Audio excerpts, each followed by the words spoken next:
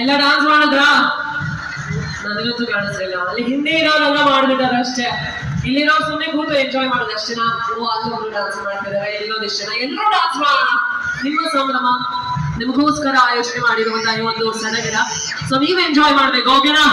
ಇದೀಗ ಮುಂದಿನ ಪರ್ಫಾರ್ಮೆನ್ಸ್, ಮುಂದಿನ ಹಾಡನ್ನ ಹಾಡೋದಕ್ಕೆ very beautiful and talented singer, ನಮ್ಮ ನಿಮ್ಮೆಲ್ಲರ ಪ್ರೀತಿಯ ಅದ್ಭುತವಾದಂತಹ ಗಾಯಕಿ ದಿವ್ಯಾ ರಾಮಚಂದ್ರ.